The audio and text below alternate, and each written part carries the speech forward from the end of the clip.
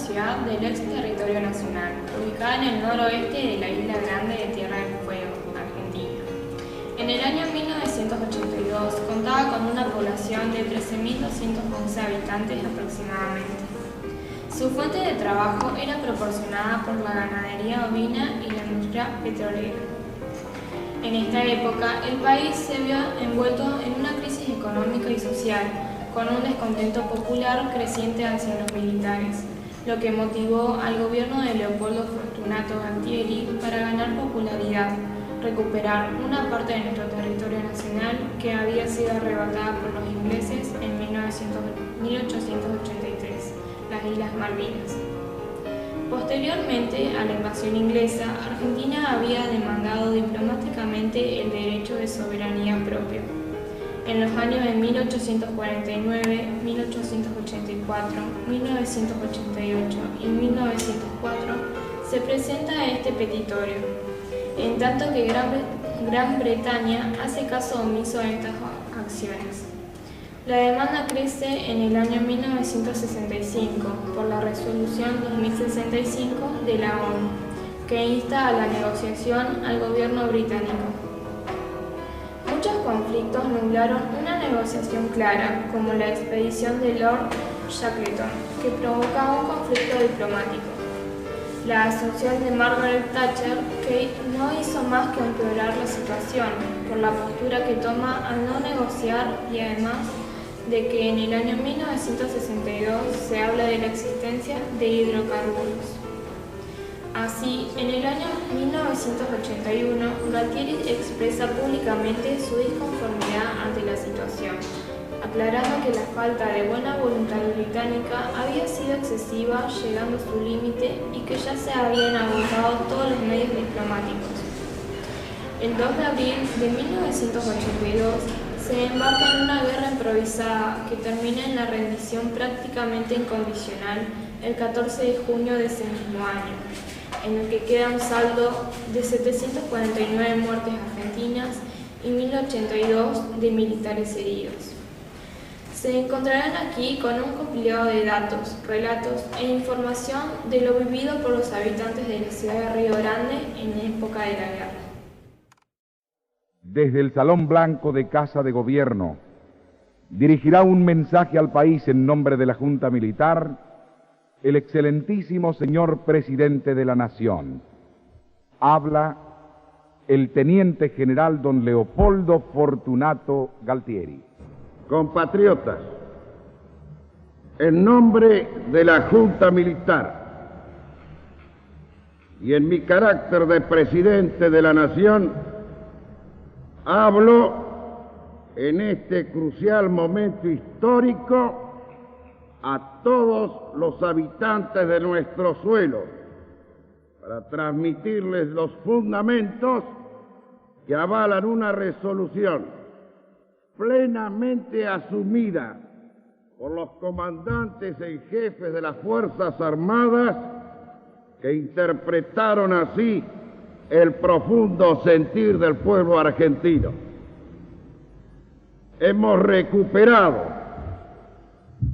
salvaguardando el honor nacional, sin rencores, pero con la firmeza que las circunstancias exigen, las islas australes que integran por legítimo derecho el patrimonio nacional.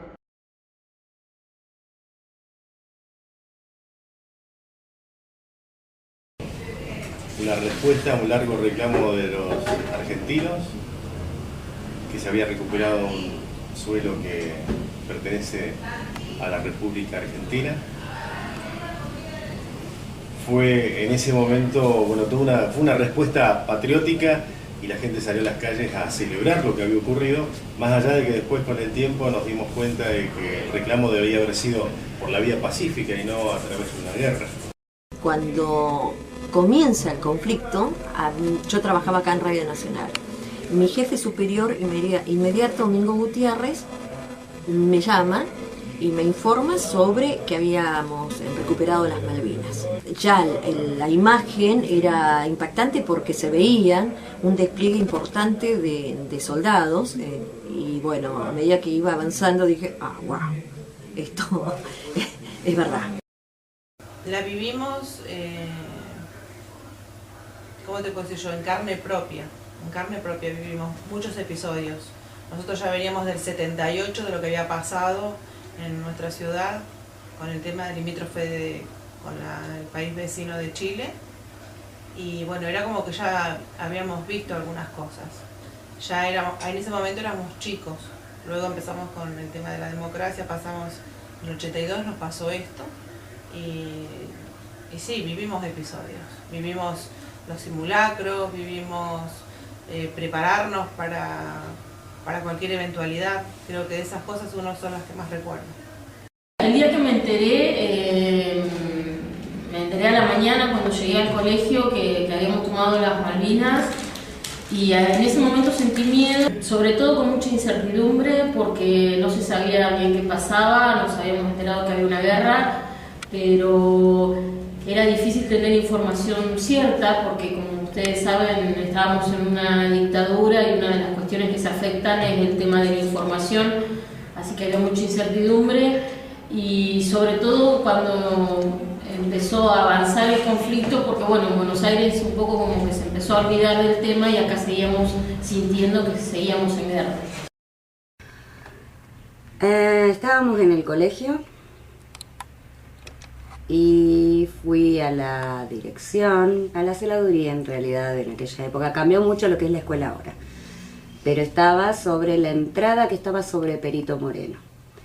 Y al llegar ahí estaba el padre Tito Iannaccio y nuestro benemérito profesor de inglés. Y yo entré a buscar el registro y justo el padre dice, acabamos de entrar en Malvinas. Y yo me quedé parada en la puerta.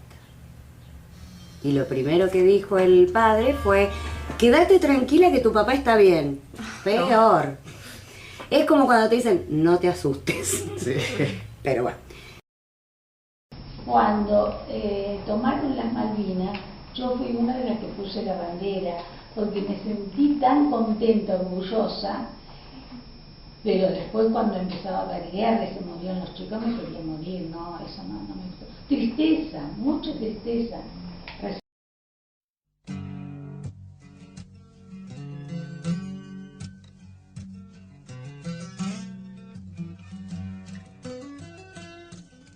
A medida que la luz se iba acortando por la puesta del sol, no se prendiera ninguna luz, ni alumbrado público, ni trasluciera ninguna luz de los domicilios. Por eso las casas tenían que estar tapadas, las ventanas con cortinas gruesas o papeles o plástico, pero no tenía que traslucir nada. Cada manzana tenía un vigilante, un jefe de manzana que recorría periódicamente todas las noches para que no vigilar ese tema, que no se transmitiera la luz hacia afuera, ¿viste? Porque un ataque aéreo podía realmente ser identificado. Pero era un pueblo fantasma, todo oscuro. Toda la ciudad estaba a oscuras. Teníamos un líder de barrio y teníamos que estar con las ventanas todas tapadas. Mi mamá se ocupaba de eso, nosotros éramos chicos. Y bueno, al principio cuando el líder nos hablaba, bueno, empezamos con la última habitación de la casa. ¿Entendés? Entonces estábamos toda la familia en esa habitación. Cuando sonaba la alarma, bueno, teníamos todos un instructivo provisto por la Defensa Civil, en el cual había indicaciones de oscurecimiento, si era de noche, recorrer la manzana para que la gente cumpliera con todas las directivas que se mandaba de Defensa Civil. El jefe de manzana y dentro del jefe de manzana, jefe de grupo. Y eran las personas que estaban preparadas por Defensa Civil para cualquier contingencia. El que tenía que trabajar en el turno de la noche, le daban una credencial para poder circular libremente. No se olviden que ya a las 5 de la tarde, acá oscurecía, comenzaba el oscurecimiento, en todas las casas se tenía que cubrir con cobijas, cosas, cartones, negro, que no pase la luz de adentro hacia afuera. Cuando entrábamos en alerta naranja, nosotros ya nos poníamos en alerta porque significaba que había peligro o que salían aviones. Y cuando una noche entramos en alerta roja y toda la ciudad sonaba esa sirena aterradora. Todo lo que nos habían dicho, tanto los jefes de manzanas, lo que nos habían dicho ante un posible ataque aéreo, lo que teníamos que hacer, ponernos abajo de las mesas o abajo de las camas, con colchones, tener todo apagado. Teníamos que comprar las pilas para la radio porque automáticamente se iba a cortar la luz. Automáticamente poner las pilas en la radio y tratar de escuchar. Y lo más feo es silencio de radio. Es lo peor. Vos sintonizabas y no escuchabas nada. Era silencio total. Inclusive esa alarma que tocó, después nos enteramos que estaban cerca los ingleses que querían atacar la costa, pero no pasó más nada que eso. No lo sabíamos. No, después se enteraron. Después con el tiempo, después que pasó la guerra y demás, uno toma conciencia de que podía haber pasado algo peor y que uno estaba acá a mano limpia porque nadie tenía ni armas, ni un búnker, ni una trinchera, estábamos en nuestras casas. Cuando dijeron que iban a bombardear Río Grande con los Vulcan, los aviones Vulcan británicos, no lo hicieron, no sé por qué, pero estaba toda la zona de aeronaval totalmente preparada con ametralladoras y cañones y los aviones en la ruta 3, ahí camino a la aeronaval, estaban todos los aviones colocados ahí, listos para despegar. Automáticamente cuando llego me informa uno de los tenientes que toda la información y lo que pasara iba a ser supervisada por ellos. Nos dan directiva de la música que tenía que salir, exclusivamente folclore y tango, y después a medida que avanzaba el conflicto teníamos la posibilidad de emitir algunos discos de rock. Y bueno, acá se hizo un programa especial de 12 horas de duración, continua, con locutores del canal de aquel momento. Y bueno, se invitaba a que se hagan donaciones. Y la gente respondió masivamente, como en todos los lugares de la Argentina que se hizo, donando sus bienes más preciados.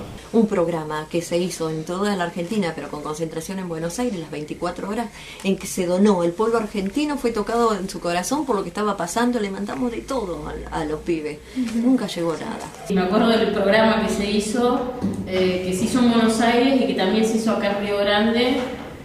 Me acuerdo haber ido a llevar, creo que llevamos algo de dinero, pero sí me acuerdo toda la imagen, Pinky y Cacho Fontana en la televisión, la gente yendo a donar sus joyas y sobre todo gente muy humilde que también iba a ayudar, y creo que eso fue una de las cosas que más nos dolió a los argentinos, enterarnos después que todo ese dinero, bueno, no había llegado a los soldados y lo mal que le habían pasado a los soldados en Malvinas.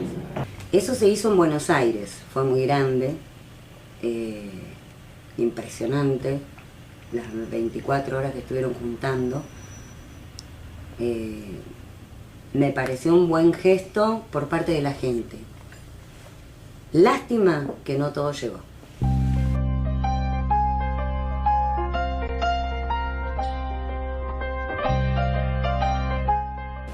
Mi destino, y como el de muchos, fue el Batallón de Infantería de Marina número 2 con asiento en baterías a 14 kilómetros de Puerto Belgrano. Allí estuve un año de servicio militar prácticamente, hasta que nos enteramos cierto día de que teníamos que ir a Malvinas. Y la misión de nuestro batallón, ya sabíamos que era un batallón de vanguardia, y ante cualquier circunstancia de tener que recuperar un territorio íbamos a ir nosotros, lejos de pensar que iba a ser Malvinas. 28 de marzo de 1982 embarcamos en el buque Ara San Antonio en Puerto Belgrano, y allí emprendimos a las 12 del mediodía de ese domingo 28 de marzo de 1982 un viaje hacia el sur, Algunos privilegiados sabíamos que íbamos a Malvinas, el resto, la gran mayoría no, porque era una misión secreta, pero un cierto día el encargado de la compañía nos reúne a todos y nos dice: esta noche la guardia se hace directamente en la playa, sin pozo, sin nada, porque esta noche es muy probable que desembarquen los comandos británicos. Yo lo que te puedo asegurar que esa noche la recuerdo como la noche que más miedo tuve en mi vida. En mis 51 años nunca sentí tanto miedo. Fue haber recibido, yo calculo que de la misma gente de Río Grande,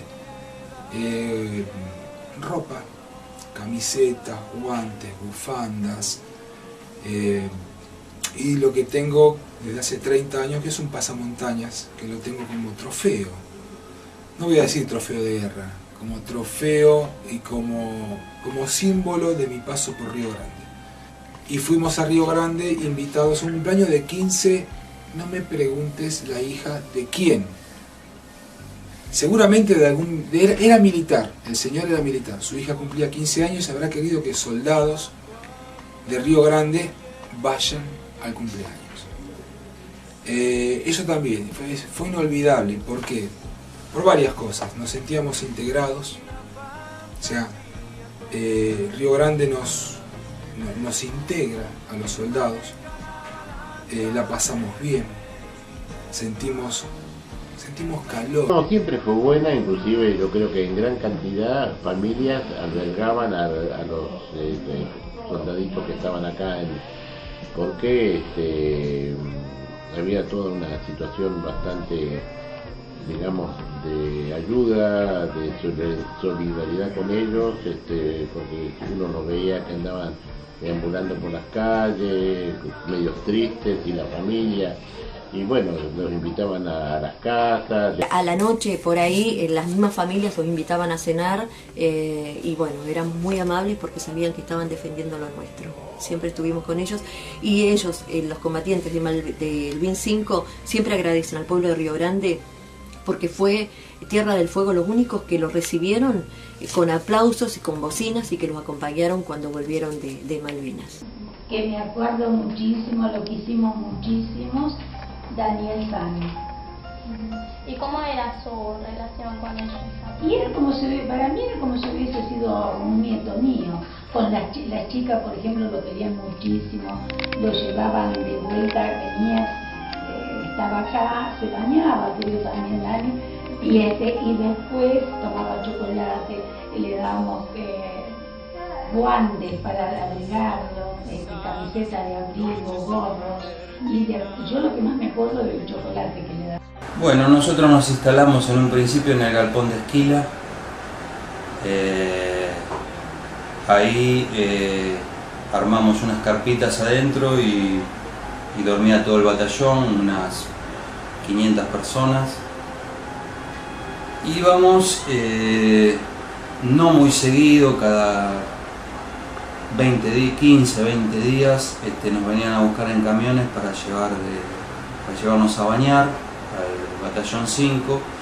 Lo que pasa que muchas veces no daban abasto las duchas y enseguida se terminaba el agua caliente porque era mucha cantidad de conscriptos. Y bueno, algunos andábamos por la ciudad y la gente nos ofrecía si queríamos bañarnos, si queríamos un plato de algo caliente. Sí, yo tuve la suerte, afortunadamente, de conocer una familia que para mí me la mandó Dios, que es la familia Angelineta.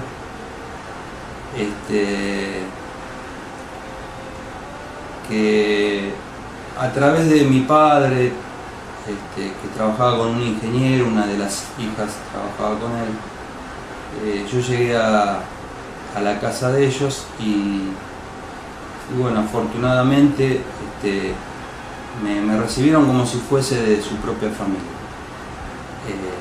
Lo único que tengo son palabras de agradecimiento. Toda mi vida les voy a estar agradecidos a ellos por todo lo que hicieron por mí y por mi familia, más que nada por mi familia. Sé por el resto de mis compañeros, que había muchas familias que hacían lo mismo, y eso a nosotros nos hizo sentir muy bien. Nos hizo sentir como que estábamos en casa, no que estábamos a 4.000 kilómetros de distancia. Malvinas Argentinas, Tierra del Fuego, 14 de junio de 1982.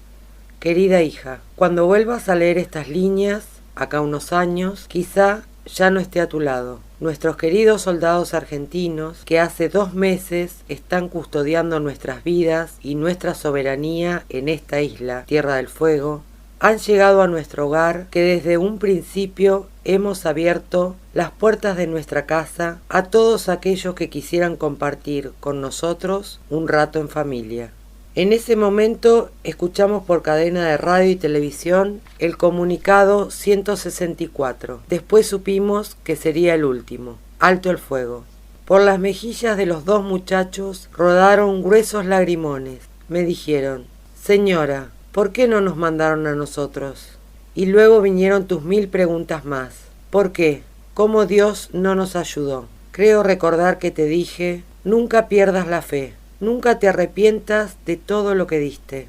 Y nuestro querido Humberto Infante, que lo mismo que muchos otros, se pudo comunicar por teléfono con su familia. También le dimos una radio portátil. Lloraba cuando me dijo: señora, ¿cómo le voy a pagar todo lo que hicieron por mí? Y no te olvides nunca de cultivar la amistad. Las amigas de tu madre, que nos mandaron todas esas cosas, que con tus hermosas manitas arreglaste y distribuiste en nuestros queridos soldados. Por todos estos hermosos recuerdos, la guerra no se perdió.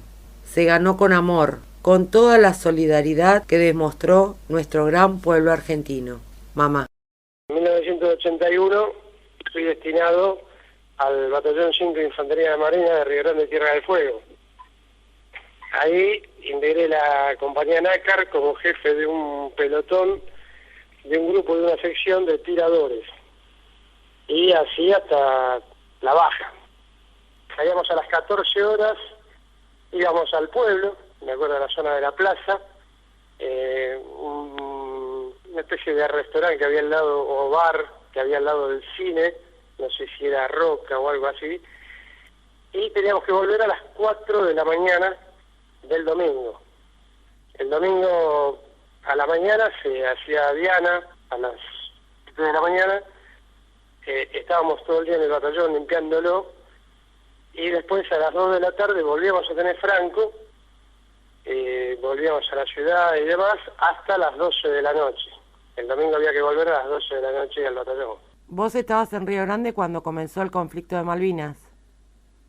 Sí, estaba en el batallón 5. Es más, nosotros hacíamos una campaña al mes en distintas estancias, como ser María Betty, Pilarica, y una vez al mes salíamos seguro a hacer la campaña. Dio la casualidad que en marzo de 1982 salimos a hacer la última campaña con la primera tanda 62 primera tanda 63 recién incorporada, había entrado en febrero. Entonces, más que nada, fuimos como asistentes de estos chicos nuevos. El 2 de abril nos encontró en la estancia María Betty, volviendo hacia el batallón de nuestra última campaña, o sea, de la última tanda, segunda tanda 62, era la última campaña. Nos enteramos de la recuperación de las Islas Malvinas en la estancia María Betty, y ahí volvimos haciendo ejercicio de combate al batallón. Llegamos el día 4 de abril, y el 8 de abril viajamos a Malvinas. Y retornamos el domingo 20 de junio, a la noche, hacia el continente. Y mira, nosotros empezamos a salir franco todos los días porque la estadía nuestra después de Malvinas se prolongó una semana y pico. Entonces todos los días a las 6 de la tarde más o menos nos permitían salir franco. Y un día éramos 4 en total, por medio de uno de los chicos que conocía una familia de Río Grande, nos dijo: vamos a la casa de esta familia a tomar unos mates, y ahí llegamos a la casa de la familia Nieva Otero. Y la frecuentamos 2 o 3 días, seguidos, inclusive hubo una cena uno de esos días, una familia muy agradable, muy amena y muy consustanciada con el conflicto. Y bueno, María Ona tenía en ese momento, no sé si 13 o 14 años. Esa fue la relación que tuvimos. Y después, a lo mejor, con otra gente que tenía negocios y demás, también teníamos un trato así de tomar un mate o charlar un rato, pero no fue tan prolongado como con esta familia.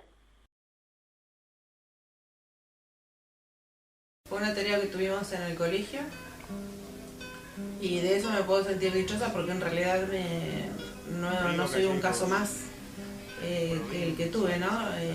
Mi carta tuvo buen asidero y tuve contestación a 28 años después.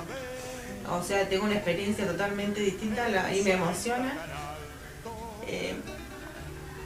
Porque de pronto es como que vos decís, hice una tarea, ¿es cierto? En ese momento estábamos con la hermana Elena Calvi, que era mi profesora de literatura, y bueno, creo que como bien vos decís en tu pregunta, era eso, era fortalecer a los muchachos que estaban allá. Sabíamos que todos eran chicos, eran 18 años de experiencia y de pronto era levantarle el ánimo, porque otra cosa después de tan lejos no podías hacer, ¿no? Y bueno, él en ese momento estaba prestando tareas en Malvinas. Él era mecánico de aviones, que todo esto me lo supo contar después que nos encontramos. Y bueno, ya habían transcurrido bastante tiempo y era como que la angustia, la incertidumbre, y él lo vivía mucho más de cerca porque él estaba en forma activa, viendo muchas cosas que por ahí de pronto nosotros, si nos contasen a alguien, es como una película y él lo vivió como una realidad. Y bueno, así que dice que cuando llegaban los bolsines, bueno, era como que todo el mundo esperaba una carta de un familiar. Así que lo que hizo fue de todos esos bolsines elegir y dijo, esta es para mí. Y esa carta que él dijo, esta es para mí, era mi carta. Salimos de campaña por grandes cañadones, por lagos y montañas. La primera fue en el año 1983, si no escuché mal, no leí mal. La organizó un grupo de gente que estaba en el Hotel Ibarra en ese momento, como una forma de recordar a los chicos que habían muerto en Malvinas el año anterior, y tiraron flores en el mar frente a la municipalidad. Esa fue la primera. Después, durante un tiempo no se hizo y se volvió a hacer en el año 87, la segunda sería. Y de ahí en más no dejó de hacerse nunca más. Me acuerdo muy así, no con mucha nitidez, porque eso empezó con un grupito muy pequeño de personas alrededor de un tacho, haciendo un acto de presencia un 2 de abril. Empezó con una presencia mínima, eran pocas personas que iban, entonces medio como que es difuso el recuerdo.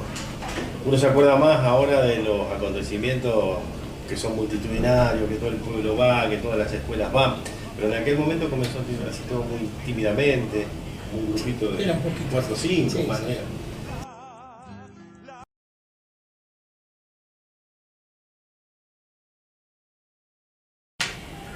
Cuando se retiraron los tropas había una tristeza, porque realmente se fueron con la cabeza agacha, ¿viste? Los soldados de acá.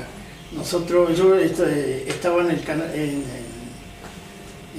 yo atendía telegrafía y lo veía a los soldados en los aviones que iban, si se iban 5 o 6, y miraban por la ventana del correo a ver si se veía, pues estaba frente del mar, ¿viste? El correo viejo, ¿viste? A la frente del hospital. Y por ahí venían 2 o 3 miradas y ya me agarraba taquicardia, nos poníamos mal, porque allá habíamos hecho una familia con los soldados y con los aviadores, porque ellos tenían mucho contacto con los aviadores. Y por ahí aparecía uno, qué bueno, ¿no? Pero más allá de esto fue una tristeza. Alegría por un lado, porque gracias a Dios se terminó todo. Y tristeza por los chicos que no pudieron volver, por los que volvieron heridos. Pero más tristeza me dio que nadie lo recibió como se merecía. Eso fue lo que más me dolió. Por eso me parece tan bueno lo que están haciendo, reivindicando, acordándose de los chicos que se lo merecen. De estar defendiendo algo nuestro, de no saber cómo y tener muchas ganas, de querer hacer todo y un poco más, de querer participar, en todo, pues, desde defensa civil, bomberos, en el hospital, enfermería. Era como un objetivo común. Todos pensaban en colaborar. Quizás nos hizo crecer a todos de golpe, porque eran cosas reales, ciertas, duras, y te lo marcaban cada vez que pasaba un avión por arriba. Decir, ¿qué hice yo? Nadie es un héroe, nadie es famoso, somos todos argentinos. El hecho de estar tan cerca te hacía sentirte parte de algo que sabías que iba a ser, algo que iba a quedar en la historia, algo que en algún momento iba a estar en los libros. Y bueno, la sensación fue tristeza, dolor, desazón, porque todo eso que nos habían ido diciendo, de que se iba ganando, de que justamente Argentina iba a ganar la guerra, de buenas a primeras fue que se terminó la guerra porque habíamos perdido.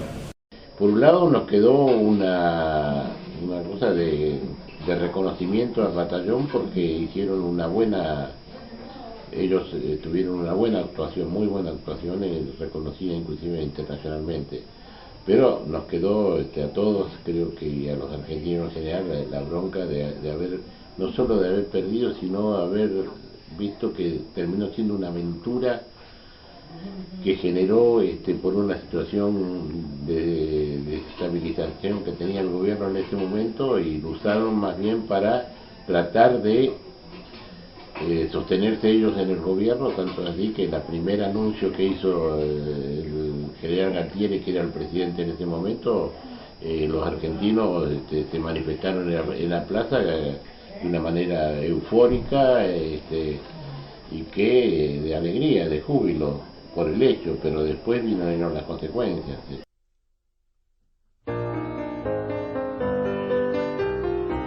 La gente se encontró abruptamente con la cruel realidad y se sintió nuevamente burlada por un gobierno que otra vez no respetó la vida de sus hijos. Estos, comandados más por la voluntad de vivir y el miedo a la muerte que por la experiencia militar, fueron obligados a una guerra mal planificada, mal dirigida, con armamentos inservibles y donde la corrupción reinerante los había despojado de abrigos y alimentos que les enviaban sus familiares. Quedaba en claro la ineptitud y responsabilidad de los superiores militares que ni siquiera sabían ejercer como se debe su mejor oficio, la guerra. Luego de estar presente en 6 entrevistas, puedo concluir que la Guerra de Malvinas fue una muy mala época para el país, en todos los aspectos, tanto económicos como sociales. Esto fue vivido de diferentes maneras según la edad que tenía cada persona. Para los niños y adolescentes era una aventura más, pero para los adultos sabían que era un momento muy aterrador el que estaban viviendo. En nuestra provincia, estando a 700 kilómetros de Malvinas, era muy común ver pasar los escuadrones de aviones. También mucha gente alojó soldados en sus casas, tirándole comida y baño con agua caliente. Pero también se supo que otra gente se fue por temor a lo que podía llegar a pasar con la guerra.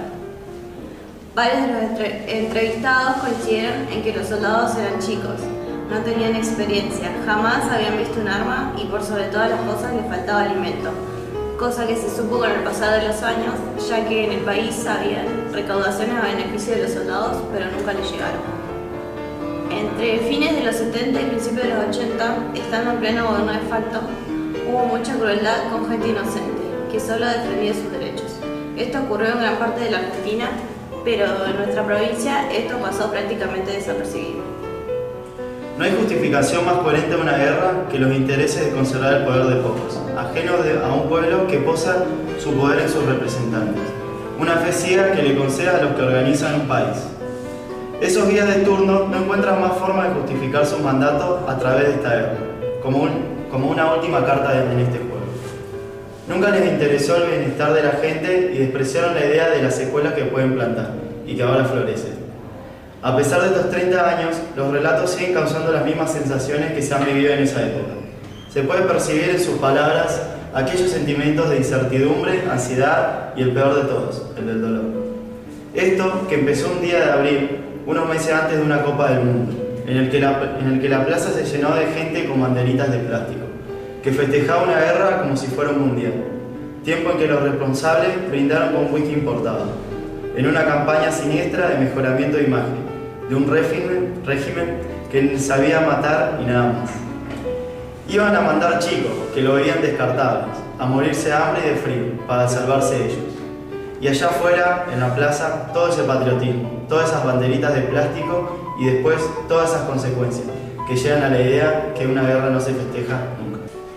Basándonos en los testimonios que hemos recolectado, podemos afirmar que la población de Río Grande vivió muy de cerca todo lo relacionado con el conflicto de Malvinas de 1982.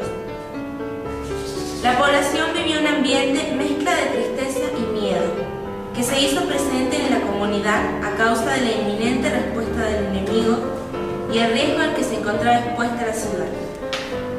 El BIM-5, el escuadrón argentino más fuerte, reconocido incluso por los británicos, recibió un apoyo incondicional de los ciudadanos, demostrado en la donación de objetos de valor realizada a favor de los soldados, entre otras acciones. Cabe resaltar que esta solidaridad era recíproca, puesto que en incontables ocasiones los militares de este batallón colaboraron con la ciudad de Río Grande. Decepción, dolor y rabia fueron sentimientos compartidos en proporciones iguales por los pobladores ante la retirada de las tropas. Si bien durante el conflicto armado fuimos superados ampliamente, hecho que los medios omitieron hasta el día final, es un orgullo el que tantos argentinos hayan combatido tan cabalmente para defender las Islas Malvinas como parte de nuestra patria.